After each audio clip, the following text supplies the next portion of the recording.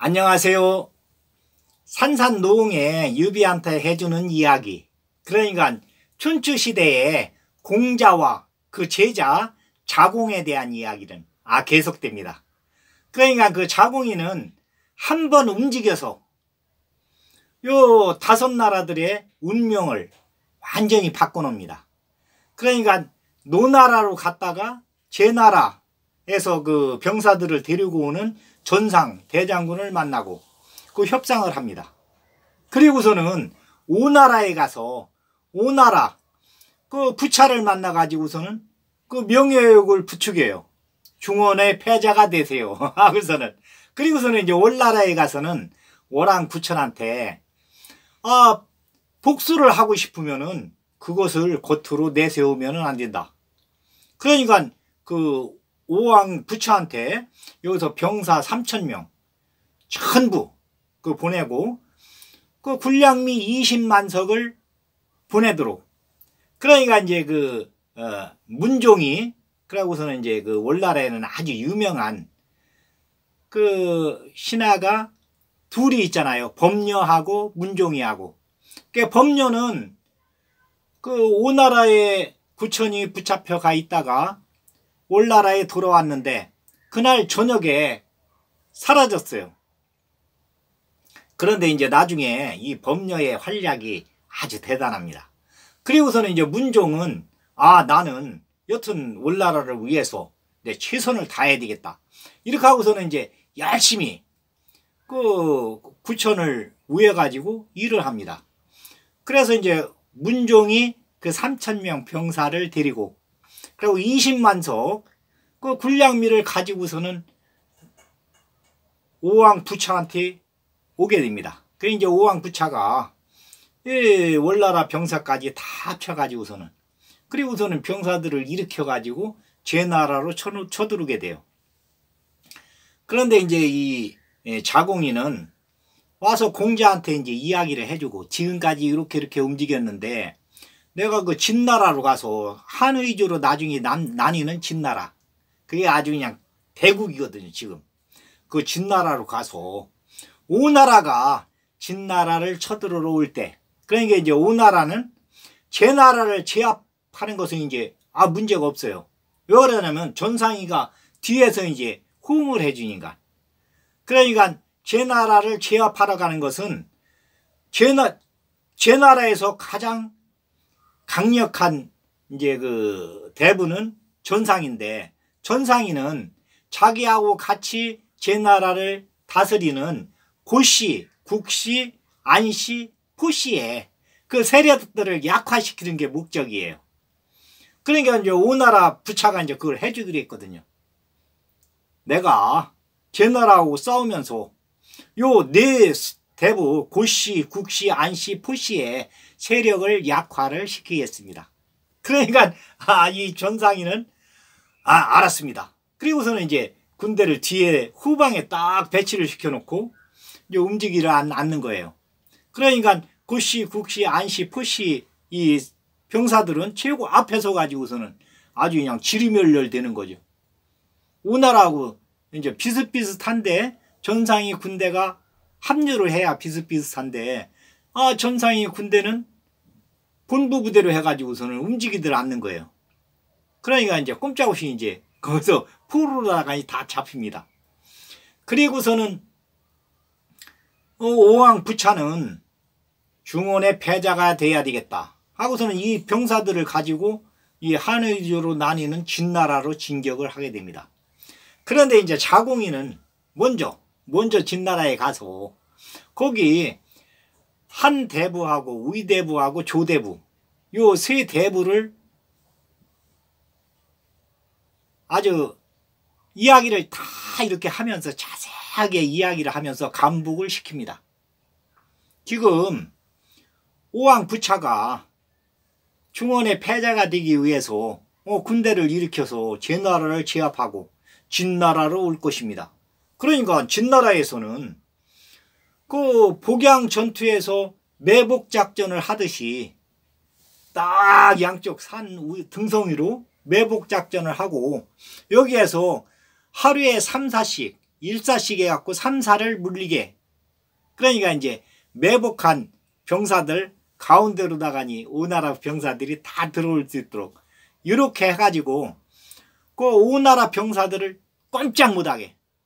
그러니까 뭐 산 위에서 막 소리 지르니까 항복하는 자는 병장기를 버리고 이 산 위로 올라오는 자는 다 살려준다. 당신들은 지금 포위망에 완전히 갇혀있다. 갈 곳이 없다. 그러니까 병장기를 버리고 산 위로 올라오시오. 그러니까 뭐 그 제나라 병사하고 월나라 병사들은 미리 다 이제 그 얘기가 됐으니까 미리 그 위에서 대장들이 다 이야기를 해놨으니까 만약 우리가 전세가 불리하면은 병장기를 버리고 산 위로 올라가시오. 산 위로만 올라오면은 사는 거예요. 그래가지고서는 오나라 병사들만 이제 가운데 남았는데 꼼짝을 못합니다. 그래도 이 오나라 병사들이 워낙 그 전투력이 있으니까 비슷비슷하게 이렇게 견디고 있는데 월나라 구천이 그동안에는 몇 번을 병사들을 새로 모집을 해가지고 오왕부차가 안심할 수 있게 그 군량미도 모아가지고 이렇게 보냈어요. 그런데 이제 오랑구천한테서는 범녀한테서 편지가 옵니다. 그러니까 범녀는 지금 그 산월족, 그러니까 이제 고산지대에 있는 그 산월족한테 가 있었어요. 그러면서 내가 여기 산월족 병사 5,000명을 모아놨습니다. 그러니까 대왕께서 필요하시다고 하면은 언제든지 이 병사들하고 같이 달려가겠습니다. 그러니까 오랑구천이 옳았구나. 오나라 그 왕성을, 그러니까 오나라를 정복할 적에는 산월족을 이용해야 되겠다. 그러면서 이제 범녀한테 편지를 띄웁니다. 지금 때는 무르익었는데 조금만 기다리시오. 내가 여기서 그 연락병을 보내면은 그 병사들을 데리고 나한테 올 것 없이 오나라로 바로 이렇게 쳐들어갈 수 있도록 그렇게 준비를 하시오. 그러니까 이제 비밀병사가 5,000명이 있는 거예요. 이 범녀가 데리고 있는. 그래서 여기 제나라를, 그러니까 오왕부차가 제나라를 정복하고 그 진나라로 진격했다는 얘기를 듣고 바로 병사들을 모집합니다. 그러니까 이제 일반 병사들을 모집하면서 이제 얘기를 하자면은 이 정복군들이 어려운 것이 싸우는 병사들이 있는가 하면은 여기를 구호품을 가지고, 그러니까 뭐 그 병사 한 명에 구호 물자를 가지고 가는 사람들이 2명이 필요해요. 항시 정복하러 갈 적에는 그게 이제 어려운 거예요. 그러니까 내 왕성에서 그 싸울 적에는 뒤에 그 물자 부대가 없어도 되는데 정복하러 갈 적에는 정복하러 가는 병사들의 하여튼 물자를 뒤에서 보급해 주려면은 2명이 그래 이제 그 당태종이 고구려를 정복하러 왔을 적에도 이 구호물자 때문에 아주 애를 먹습니다. 병사들은 뭐 전투력이 뛰어나니까 젊은 사람들이니까 별 문제가 없는데 뒤에서 물자를 움직이는 사람들은 노인들, 노약병들이 이게 움직여야 되거든요. 그러니까 그 기동력이 뛰어날 수가 없어요. 앞에 병사들하고 같이 이게 보조를 맞춰야 되는데, 그리고서는 뭐 이 행렬이 뭐 한참 늘어나니까, 그러니까 이 정복을 가장 잘한 그 역사사 유사 이래로 잘한 사람이 조조예요. 그리고 조조는 항시 이 군량미 구호품에 대해서 신경을 많이 씁니다. 그러니까 그 조조가 그 정복하러 갈 적에는 속전속결. 왜 그러냐면은 이 군량미를 현지에서 조달하기 위해서, 그 조조는 이제 항시 현지에서 조달하기 위해서 요 간첩들을 보내가지고 여기에 군량미는 어디에 저장하고 있는가? 상대방의 군량미는 어디에 있는가? 우선 이거부터 딱 체크를 해가지고서는 그 계획을 짜거든요. 그 원소하고 싸울 적에도 오소를 급습한 것이 여튼 상대방 군량미를 내가 뺐든지 안 그러면은 불에 태우든지 우선 먹는 게 중요하니까. 그런데 이제 이 오왕 부차는 군량미를 보급을 계속 받아야 되는데 오랑 부천한테서 처음에는 조금씩 이게 군량미가 왔어요. 뭐 보냈으니까 안심하게 하기 위해서. 그런데 이제 제 나라를 갖다가 제 나라 사대부들을 딱 꼼짝 못하게 해놓고 거기 병사들을 흡수해서 진나라로 진격할 적에는 아주 그 군량미 때문에 고통을 많이 당합니다. 이 병사들이 먹을 게 없으니까. 우선 먹어야 이 전투력이 살아나는데 먹을 게 없으니까 아주 어려워요. 그러니까 이제 초안전에서 유방이하고 항우하고 싸울 적에도 유방이는 항시 먹는 거 군량미를 갖다가니 신경을 많이 써요. 그런데 항우는 그 먹고 마시고 하는 것은 저 밑에 예? 저 밑에 사람들이 그것은 알아서 하는 거다. 내가 그것까지 챙겨야 되느냐. 여기 귀족 출신이니까 먹고 마시는 거에 대해서 지금까지 고통을 받은 적이 한 번도 없거든요. 그러니까 그것은 스스로 병사들이 스스로 알아서 해야 되는 거다. 이러니까 그게 어렵습니다. 병사들이 먹을 거 군량미가 떨어지게 되면은 완전히 사기가 떨어지게 돼요. 그런데 이제 이게 오나라 병사들한테서 그게 이제 나타납니다. 진나라를 진격하러 갔는데 군량미가 떨어지는 거예요. 군량미 보급을 할 부대가 보급부대가 완전히 차단을 당했으니까.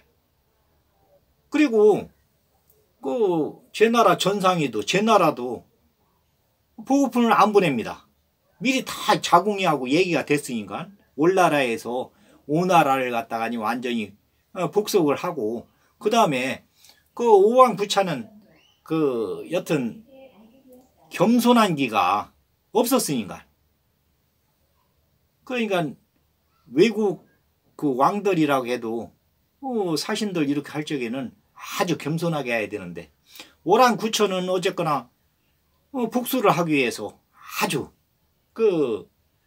자공이한테도 아주 겸손하게 했지만은 제 나라 전상이한테도 편지를 몇 번 보냅니다. 그러면서 패백을 보내고 우선 자기 편으로 하려고. 그러니까 제 나라 전상이도 월나라 구천을 아주 그냥 좋게 봐요. 그래서 월나라에서는 오나라를 완전히 복속을 시킵니다. 그리고 월왕 구천은 이제 자살하게 돼요. 요새 중간에. 그리고서는 이제 진나라는 그대로. 그런데 이제 이렇게 자공이가 한번 돌면서 해놓은 요 상태가 30년간 같이 가니까. 그러니까 제 나라는 전상이 이제 전권을 잡았지만은 국력이 2분의 1로 줄어듭니다. 제 나라는. 그리고 이제 오나라는 이제 월나라한테 완전히 멸망을 당하게 되고, 그리고 이제 월나라는 오나라를 병합해서 남방의 패자가 돼요. 아주 그냥 그리고서는 이제 범녀가 데려온 5,000명이 여튼 오나라 완전히 제압할 적이 아주 힘을 씁니다. 그런데 이제 또 이제 오나라를 완전히 제압해 놓고 범녀는 또 도망가요. 사라져요. 밤에. 소리 소문도 없이. 그런데 이제 문종이는 내가 이제 여튼 뭐 공신이니까 1등 공신. 나한테 왕이 잘해주겠지. 그런데 이제 왕한테는 왕의 뜻대로만 되는 게 아니고 거기에는 여러 신하들이 있으니까 1등 공신이라 해도 여튼 2등 공신이 있고 3등 공신이 있고 4등 공신이 있고 또 군대를 가지고 있는 대장들이 또 있으니까 문종이는 그러니까 군대를 데리고 있는 대장이 아니거든요. 행정가지. 그 행정가한테는 실권은 없습니다. 그런데 왕보다 더 여튼 백성들한테 인기가 있게 되면은 시기하는 사람들이 많이 나오게 되는 거예요. 참소가 들어가고 왕한테. 그러니까 월왕부천도 뭐 신하들이 막 들고 일어나 가지고서는 문종이를 나쁘다고 얘기하니까 어쩔 수 없이 이제 문종이를 또 이제 그 토사구팽을 시키게 됩니다. 그 과정은 나중에 이제 시간 되면 이제 얘기를 하기로 하고. 그 진나라는 아주 국력이 이제 더 이제 신장이 되는데, 진나라 한의주로 나뉘는 진나라는.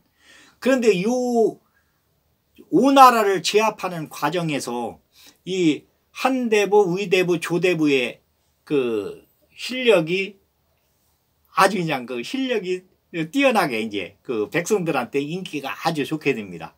그래서 한의조로, 한나라, 의나라, 조나라로 이렇게 그 나라가 갈리게 되는, 세 나라로 갈리게 되는 그 전초를 마련하게 돼요. 그러니까 이제 진나라가 한나라, 의나라, 조나라로 이렇게 갈리면서 이제 전국시대가 이제 시작이 되게 돼요. 그러니까 이제 그 이야기는 다음에 이제 시간 날 때 이렇게 하기로 하고. 그러니까 이제 그 이 공자 학당에서는 이 남방의 패자 월나라에서 해마다 그 월왕부천이 딱 해놔가지고 20만 석씩 오게 됩니다. 그 20만 석이면은 뭐 어마어마한 양이에요. 그러니까 이 자공이, 이 공이 엄청 큰 거죠. 그래서 이제 그 20만 석을 받으면서 여기에서 이제 아주 이제 공부를 열심히 하고, 또 이제 가난한 자제들, 예를 들자면 이제 아내 같은 그런 아주 그냥 그 학문의 열정은 있지만은 집이 가난한 사람들, 이런 사람들한테는 그 장학금을 이렇게 지급하게 돼요. 그리고 이 자공이는 이제 그 한 번 이렇게 움직이고 와서는 그 학당에서 다시는 이제 밖으로 안 나가는데, 공자의 이 업적을 갖다가니, 그러니까 이제 그 말하자면은 유교 경전에 대해서 편찬 작업을 이때부터 이제 시작하게 됩니다. 그래서 이제 큰 창고를 져놓고 거기에서 전국에서 글씨를 잘 쓰는 사람들 뭐 매일 그 뽑는 거예요. 뽑아가지고서는 이 그러니까 공자가 해놓은 춘추, 그리고 이제 자궁이가 그 공자하고 제자들하고 이야기했던 거 모아놓은 논어, 여튼 뭐 그거에 대해서 편찬 작업을 우선 하면서, 공자가 그동안에 모아놓은 여튼 뭐 그 자료들을 이제 공자한테 얘기해 가지고서는 다 그 받아 가지고, 그러니까 그 예, 악, 사, 어, 소, 수, 그 육예에 대해서 딱 그 편찬 작업을 하게 돼요. 이거 이제 계속적으로.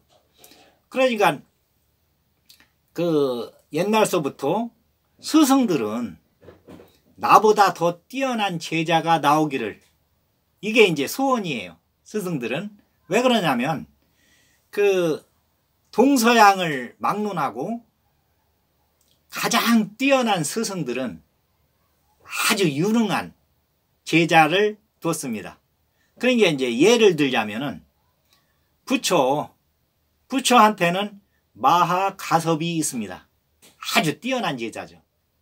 그런데 이 제자가 그 부처를, 그 석가모니를 아주 세계 4대 성인의 한 명으로 이렇게 올려놓게 이렇게 됩니다.